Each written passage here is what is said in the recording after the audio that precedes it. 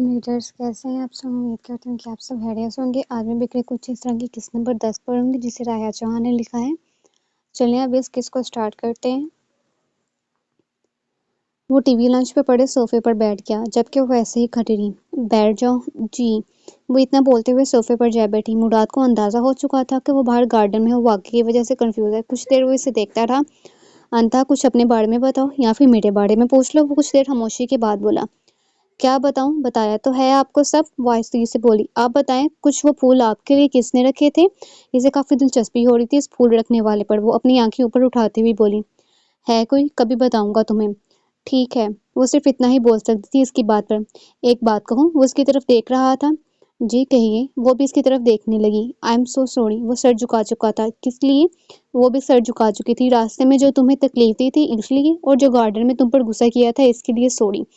جی کوئی بات نہیں۔ وہ آگے ہی ڈر رہی تھی اور ڈر گئی اس کے سوری سے۔ ایک اور بات پوچھوں، تم کیوں بے ہوش ہوئی تھی؟ کہ تمہارے بابا تمہیں پھول نہیں لینے دیتے تھے؟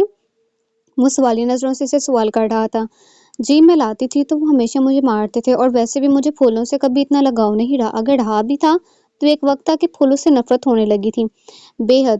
اکثر بابا مجھے اسٹور میں بند کر دیتے، تالا بھی لگا دیتے تھے، اور باہر مما مجھے دلاسے دیتی رہتی تھی، اور میں دروازے کے ساتھ ان کے دلاسے سنتی تھی۔ انتہا کو اتنا پتہ چل چکا تھا کہ میں مراد خان کے لیے محض ایک تجربہ ثابت ہونے والی ہوں، لیکن وہ جسے تجربہ کہہ رہی تھی وہ دراصل محبت تھی، جو اسے مرد ذات سے بھی کبھی نصیب نہیں ہوتی۔ اگر مل بھی رہی تھی تو اس نے لی نہیں تھی۔ وہ محبت پسند کی شادی تھی یا پھر گھر والوں کی مرضی سے ہوئی تھی؟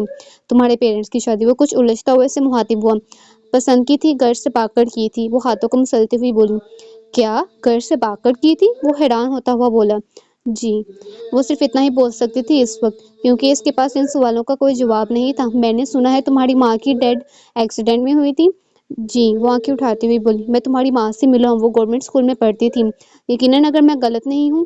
جی اسکول میں پڑھاتی تھی وہ، اور بہت اچھی تھی، تم سے بہت محبت کرنے والی، تمہارے بارے میں بہت فکر مند رہنے والی۔ میں نے اپنی آنکھوں سے ان کی آنکھوں میں تمہارے لیے بے پناہ چاہت دیکھی ہے۔ وہ شہر چلی گئی تھی پھر کام کے لیے، مجھے ان کے بارے میں یہ بھی پتہ چلا تھا۔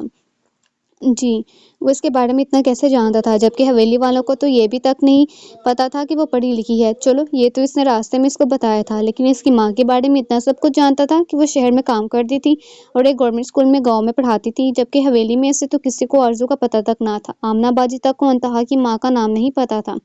تو مراد کو اتنا کچھ اس کے بارے میں کیسے پتا چل گیا کہ وہ ایک اسکول میں پڑھتی تھی اور شہر میں جاتی تھی؟ میں اکثر جب بھی گاؤں آتا تھا تو انہیں ملتا تھا۔ اکثر وہ اسکول سے چھٹی کے وقت گھر واپس جا رہی ہوتی تھی تو میں انہیں سلام دعا کیا کرتا تھا۔ آپ میری ماما کے بارے میں سب کچھ جانتے ہیں؟ اس نے یہ سوال اس لیے کیا کیونکہ اس کے دل میں ایک ڈر اپنی جگہ بنا رہا تھا۔ ہاں میں سب کچھ جانتا ہوں، سب کچھ جانتا ہوں، وہ مسکراتا آنکھیں نکالتا ہوا بولا۔ اسے لگا انتہا کو کافی حیرت ہوئی اپنی ماں کے بارے میں سے جان کر، جسے وہ حیرت کا نام دے رہا تھا۔ وہ ایک صدمہ تھا اس کے لیے۔ اس نے اس کی صورت میں وہ دیکھا جو اس کی صورت میں نہیں تھا۔ وہ دونوں اب خاموش ہو چکے تھے کہ مراد اڑتا باہر کی طرف چلا گیا۔ انتہا کو پہلے بھی شک تھا کہ مراد اس کے بارے میں سب کچھ جانتا ہے، اور اب تو اسے یقین ہو گیا تھا کہ اس کے بارے میں سب کچھ جان چکا ہے، بس وہ اپنے منہ سے اقرار نہیں کرے گی، نہ آج، نہ کل، اور نہ کبھی۔ اور یہ اس کے دل کا خود سے عہد تھا۔ وہ اسے جاتا دیکھ رہی تھی جس نے فون کان کے ساتھ لگایا تھا۔ آج وہ مجھ کو جو صدمہ دے گیا، اس نے میرے دل کو ہلا کر رکھ دیا۔ چلو آج سینے میں جان کر دیکھتے ہیں کہ زلزلہ ختم ہوا کہ نہیں۔ جان کر جب دیکھا سینے میں تو خبر ہوئی کہ زلزلہ آیا اور آ کر رخصت بھی ہو گیا، لیکن یہ جسم ابھی تک کیوں تھر تھر کانپ رہا ہے میرا۔ کچھ دیر بعد وہ دوبارہ ٹی وی لاؤنج کے اندر داخل ہوا، مگر ٹرالی کے ساتھ۔ میں نے سوچا ہم شہر میں آئے ہیں تو پیزا کھا لیتے ہیں، گاؤں سے بھی مل جاتے ہیں، لیکن اتنا اچھا نہیں، شہر کے پیزے کی الگ ہی بات ہے۔ وہ پلیٹ میں پیزا رکھتا ہوا اسے دیتا بولا، اور ہاں اب یہ مت کہنا کہ مجھے پیزا نہیں پسند، اب میں دوبارہ پراٹھا نہیں بناؤں گا۔ نہیں میں کھا لیتی ہوں، وہ اس کے سامنے مسکراتے ہوئے بولی۔ وہ دونوں پیزا کھا رہے تھے کہ اچانک مراد نے انتہا کو اپنی جانب متوجہ کیا۔ انتہا، بعض دفعہ معاذ قبول کر کے آگے بڑھ جانا چاہیے۔ ضروری نہیں کہ آپ کی زندگی میں ایک بار کوئی انسان غلط آئے تو دوبارہ بھی آپ کی زندگی میں کوئی غلط انسان ہی قدم رکھے گا۔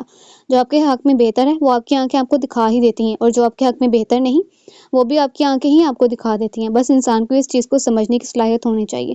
دنیا ہمیں ہوش نہیں کرتی، ہم دنیا والوں کو ہوش کرتے ہیں۔ بس اس دنیا میں ہر انسان اپنی زندگی میں الجھا ہوا ہے۔ ہر انسان خواب دیکھتا ہے اور ان خوابوں کو پورا کرنے کے پیچھے بھی بھاگتا ہے، اور کچھ خواب تو رسوا بھی کر دیتے ہیں۔ اس لیے زندگی کسی بھی حال میں جینی چاہیے۔ ضروری نہیں کہ کسی بھی مسئلے سے تانگ آ کر ہم خودکشی کر لیں۔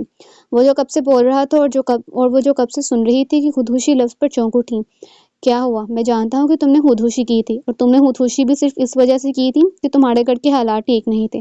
تم اپنے ماں باپ کی لڑائیاں اور جھگڑے نہیں دیکھ سکتی تھی، اس لیے تم نے نادانی میں آ کر ایک ایسا قدم اٹھایا۔ انسان خوشی جلدی بھول جاتا ہے، لیکن دکھ وہ ہمیشہ اپنے اندر یاد رکھتا ہے۔ اپنے بارے میں تمہیں آج ایک بات بتاتا ہوں۔ میں کبھی بھی بزنس مین نہیں بننا چاہتا تھا۔ میں ایک سائیکالوجسٹ بننا چاہتا تھا، لوگوں کو پڑھنا چاہتا تھا، ان کی زندگی کو جاننا چاہتا تھا۔ لیکن کوئی بات نہیں، زندگی میں کچھ چیزیں ادھوری بھی رہنی چاہیے۔ اگر ہمیں زندگی میں سب چیزیں مل جائیں تو ہمارے دل میں خواہش کس چیز کی رہ جائے گی؟ کچھ ادھوری چیزیں بھی ہمیں جینے کی وجہ دیتی ہیں، تو ہمیں زندگی کو جینا چاہیے، خوبصورت طریقے سے جینا چاہیے، اور ہر اس احساس کو محسوس کرنا چاہیے جس احساس سے ہمیں سکون ملے، ہماری روح کو سکون ملے۔ ہم کسی کو بھی بغیر جانے جج نہیں کر سکتے جب تک ہم اس سے ملے نہ ہوں، اس سے گفتگو نہ کریں، اس کے ساتھ چائے کا ایک سپ نہ لیں۔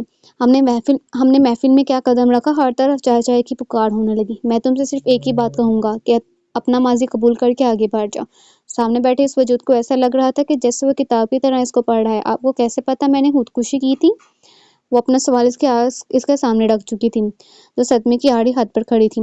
تمہارے ہاتھ کا نشان صاف بتاتا ہے کہ اگر کوئی سمجھنے اور دیکھنے والا ہو تو وہ اس کے سوال کا جواب اس کے سامنے رکھ چکا تھا۔ وہ دونوں مکمل خاموشی سے کھانا کھا رہے تھے۔ نہ انتہا نے اس سے کچھ کہا اور نہ ہی مراد نے اس سے کچھ اور کہا۔ مراد کھانا کھا کر اپنے کمرے کی طرف چل گیا، جبکہ انتہا نے اس سارے معاملے میں اور کچھ نہ کہا۔ بعض دفعہ خاموشی میں ہی ہمارا سب سے بڑا جواب ہوتا ہے، بعض دفعہ ہمارے لہجوں میں ہی ہمارا سب سے بڑا جواب ہوتا ہے۔ وہ ہال میں رکھی اس پیانو کو بجانے لگا۔ پہلے وہ الگ الگ دھن بجا رہا تھا کہ اچانک اس گھر کی دیواروں میں ماضی کی ایک دھن سنائی دینے لگی۔ وہ بچہ ایک ڈائری کھولے اس دھن کو بجا رہا تھا، جو دھن کئی سالوں پہلے اس لڑکی نے بجائی تھی، اس گھر کی دہلیز پر۔ وہ دھن آج کئی سال بعد دوبارہ بج رہی تھی۔ گھر میں داخل ہوتے اس شخص کے قدم رک گئے تھے۔ وہ ہر دفعہ اس لڑکی کے لیے رک جاتا تھا۔ وہ آہستہ سے اپنے قدم آگے لیے جا رہا تھا کہ شاید وہ چہرہ ہو، مگر ہر بار کی طرح جو چہرہ اسے دیکھنے کو ملا وہ اس کے بیٹے کا تھا، ہر روز کی جانے والی خواہش کا۔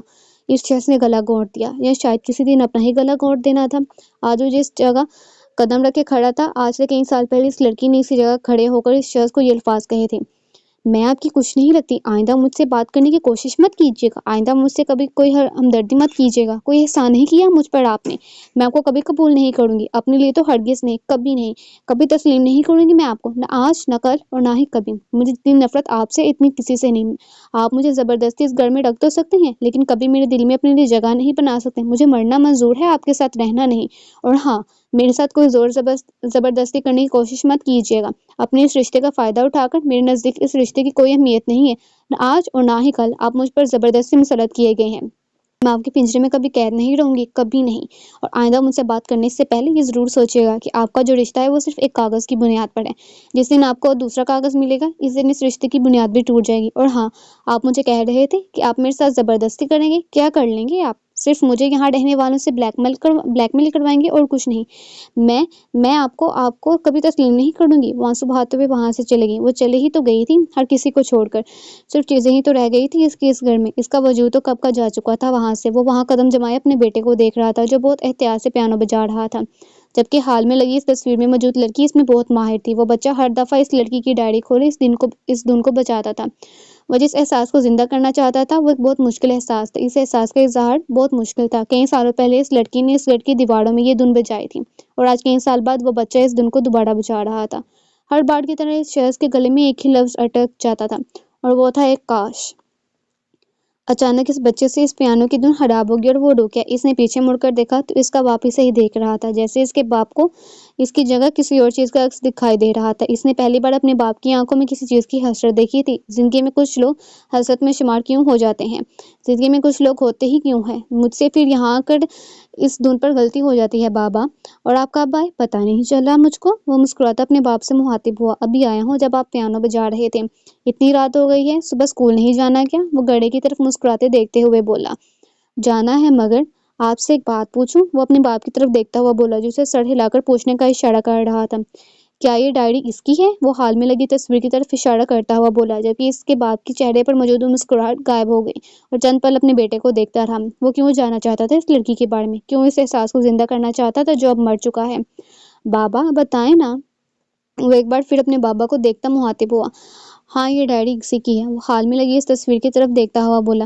کیا بابا وہ پیانو بجانا جانتی تھی؟ ہاں، وہ بجاتی تھی، بہت اچھا بجاتی تھی، بہت مہارت حاصل تھی اسے اس میں، بہت ماہر تھی وہ۔ اس کا نام کیا ہے؟ وہ اپنے باپ کی طرف دیکھتا ہوا بولا، جس نے پہلی بار اس لڑکی کا ذکر اس کے ساتھ کیا تھا۔ اس کا نام مجھے نہیں پتا۔ وہ رک گیا۔ وہ کیسے اسے شناخت کروا دیتا؟ تمہیں جا کر اب سونا چاہیے، کافی رات ہو گئی ہے۔ مگر بابا جاؤ، سو جاؤ۔ اس کا باپ صوفے پر بیٹھتا ہوا غصے سے اپنے بیٹے سے مخاطب ہوا جو اس کی بات نہیں مان رہا تھا۔ وہ اپنے باپ کا موڑ دیکھتے ہوئے اپنے کمرے کی طرف جانے لگا۔ وہ بچہ جا رہا تھا اپنے کمرے میں، مگر سیڑھیاں چڑھتے اس تصویر کو دیکھ رہا تھا۔ میں پتہ لگا لوں گا بابا کہ آپ کا اس لڑکی سے کیا تعلق ہے۔ یہ لڑکی میری کیا لگتی ہے، اس سے میرا کیا رشتہ ہے۔ وہ شخص صوفے پر بیٹھا اس تصویر کو غور سے دیکھنے لگا۔ کب تک تجھ کو تصویروں میں دیکھوں، کاش تجھ کو بھی ایک جھلک دیکھوں، کاش تجھ کو بھی روبرو دیکھوں، کاش تجھ کو بھی آنکھیں ملا کر دیکھوں، کاش تجھ کو بکھرا ہوا دیکھوں۔